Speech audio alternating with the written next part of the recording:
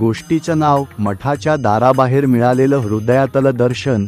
चला तर आपण ही गोष्ट ऐकूया. त्या सकाळी घरात वेगळाच उत्साह होता. आज श्री स्वामी समर्थ मठात जायचं ठरलं होतं. ती मुलगी पहाटेच उठली होती. आंघोळ, स्वच्छ कपडे, मनात नामस्मरण.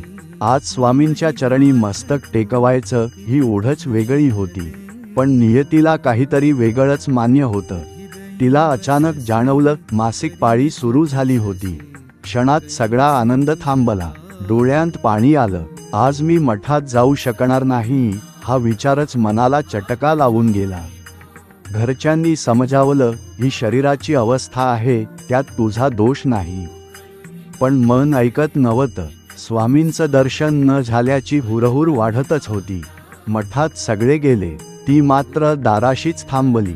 थोडं दूर उभी राहून तिनं मठाकडे पाहिलं. तेवढ्यात तिची नजर मठाबाहेर असलेल्या स्वामींच्या फोटोवर गेली. ती हळूच पुढे गेली. फोटोसमोर उभी राहिली. डोळे मिटले. कोणताही मंत्र नाही, कोणताही विधी नाही, फक्त मनातून आलेला एकच भाव, स्वामी, मी आत येऊ शकत नाही, पण माझं मन तुमच्यापासून दूर नाही. त्या क्षणी तिच्या मनावरचं ओझं हलकं झालं.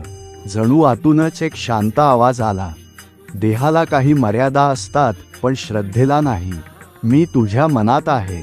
तिच्या डोळ्यांतून अश्रू ओघळले, पण ते दुःखाचे नव्हते, ते समाधानाचे होते. तिला उमगलं, स्वामी फक्त मठात नाहीत, ते आपल्या भावात आहेत, आपल्या विश्वासात आहेत. त्या दिवशी तिनं मठात पाऊल ठेवलं नाही, पण स्वामी तिच्या हृदयात उतरले होते.